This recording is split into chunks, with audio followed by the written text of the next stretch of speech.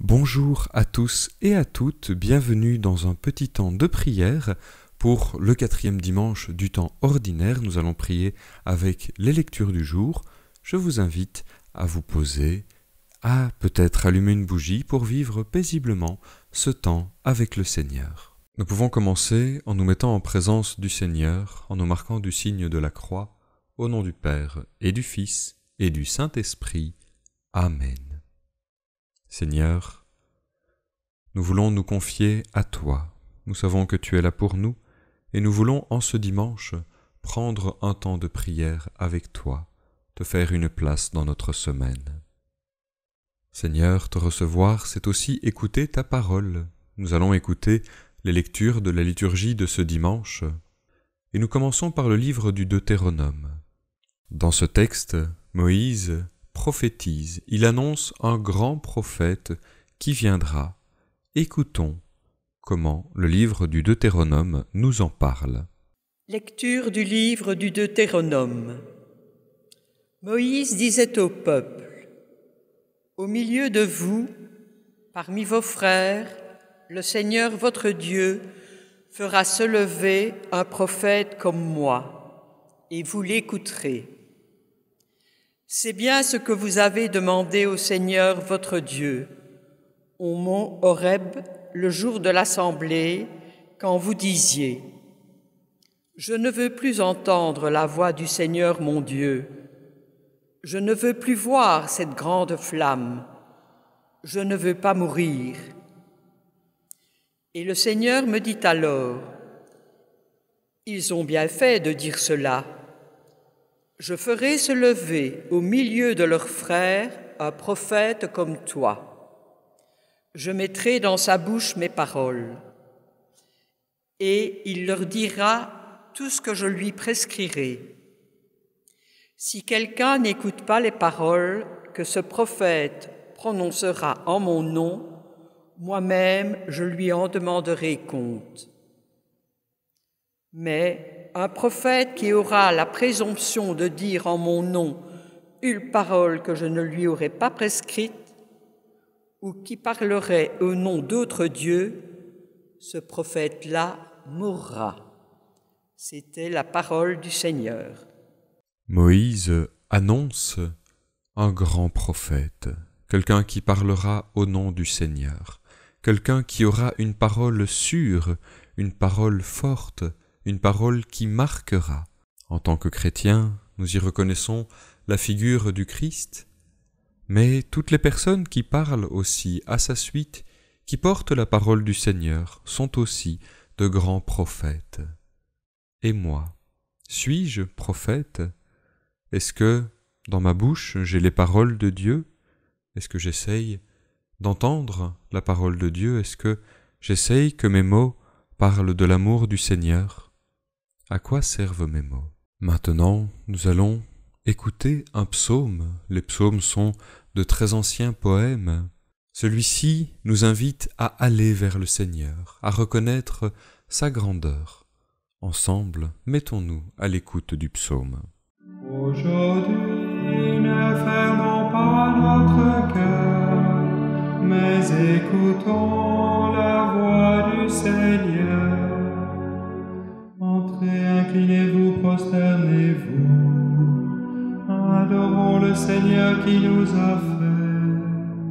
Oui, il est notre Dieu, nous sommes le peuple qu'il conduit, le troupeau guidé par sa main.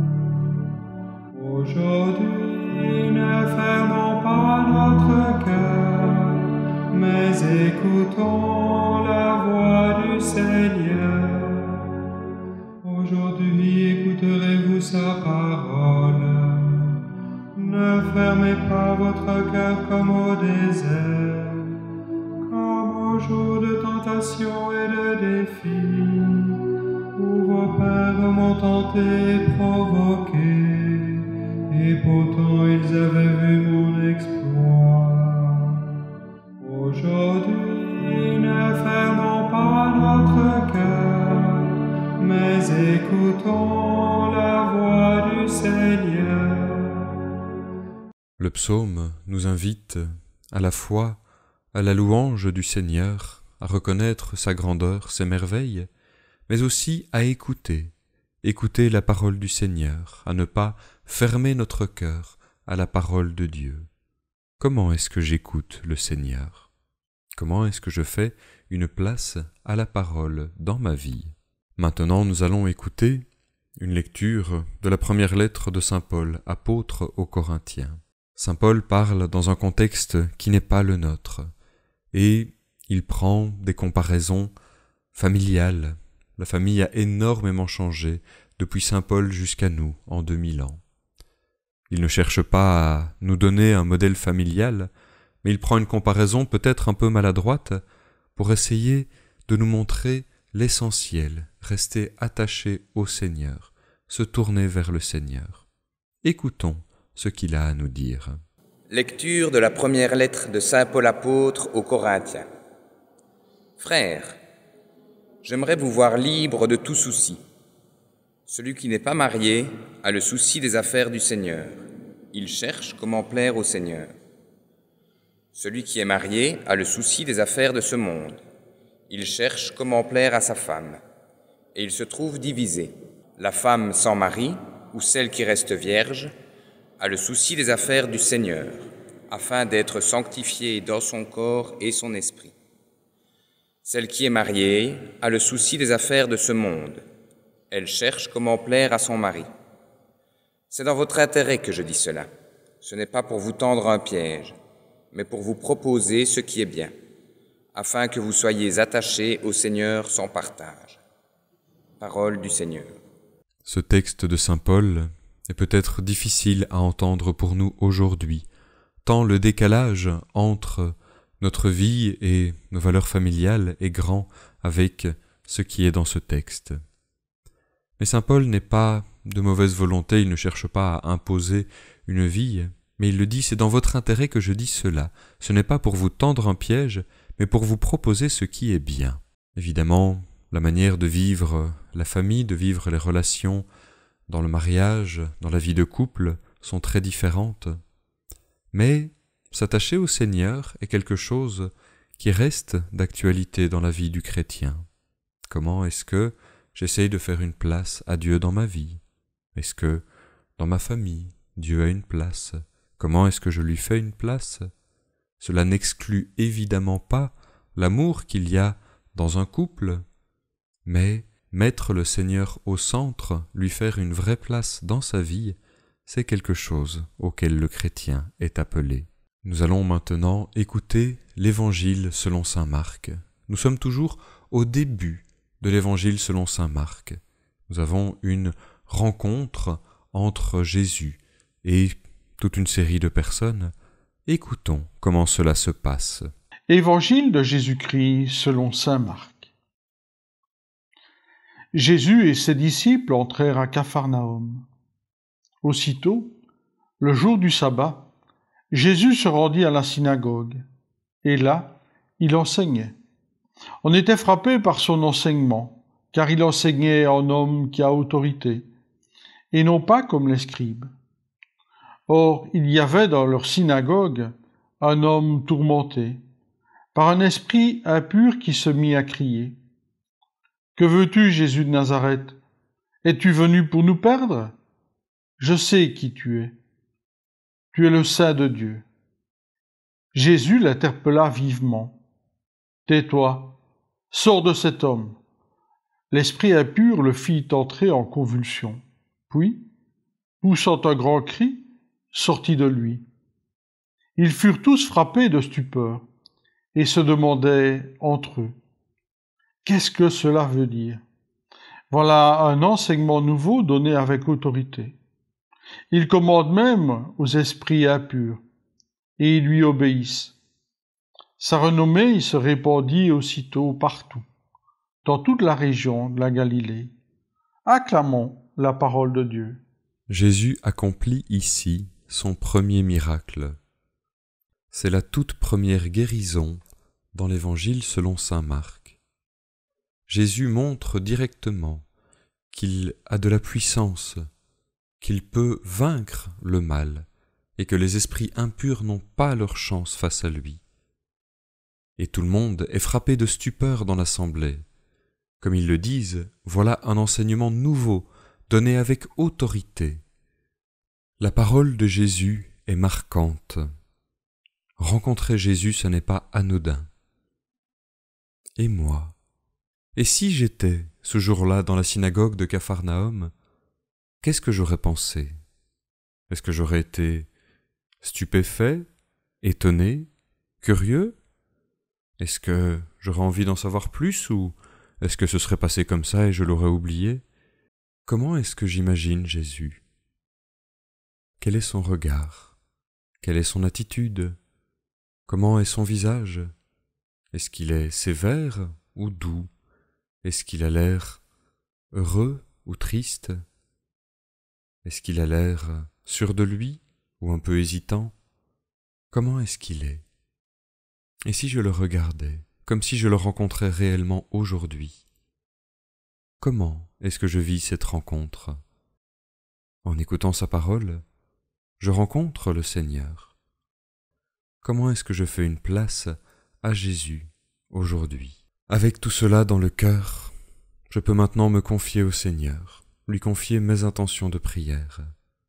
Nous allons entendre un chant, et pendant ce chant, je vais confier au Seigneur toutes mes intentions de prière, des personnes pour qui je veux prier, des situations que je veux confier au Seigneur.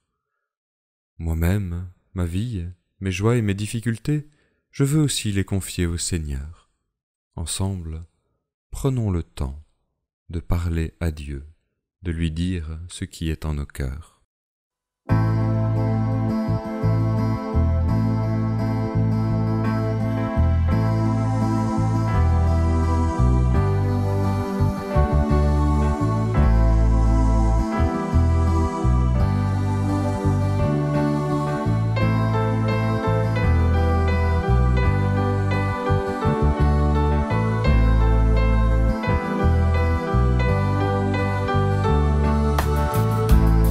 Trois fois saint, Dieu de l'univers, écoute ma prière. Je viens vers toi, les bras grands ouverts, pour te louer et t'adorer. Tu nous guides chaque jour à travers tout ton amour. Tu es le chemin.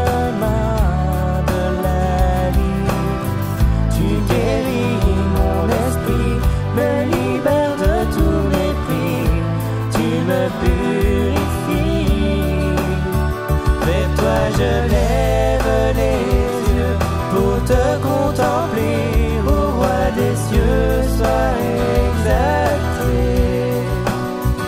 Et je regarde le ciel, vers toi l'Éternel, tu m'éblouis par tes merveilles.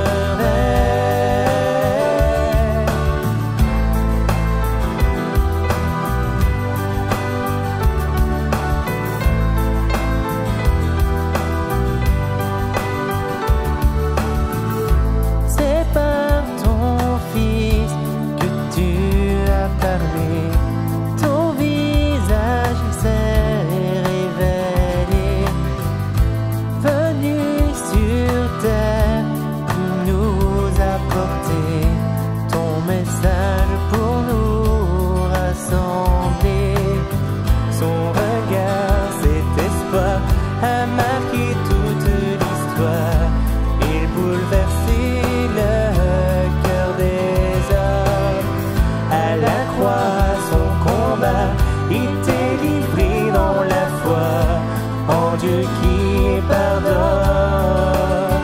Vers toi je lève les yeux pour te contempler, ô roi des cieux, sois exalté.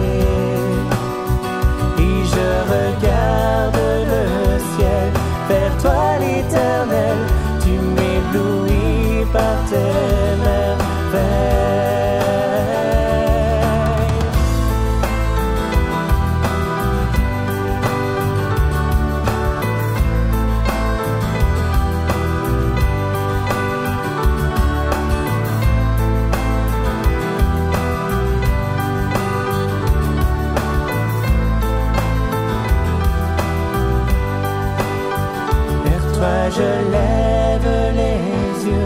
pour te contempler, ô roi des cieux, sois exalté. Et je regarde le ciel, vers toi l'Éternel, tu m'éblouis par tes merveilles.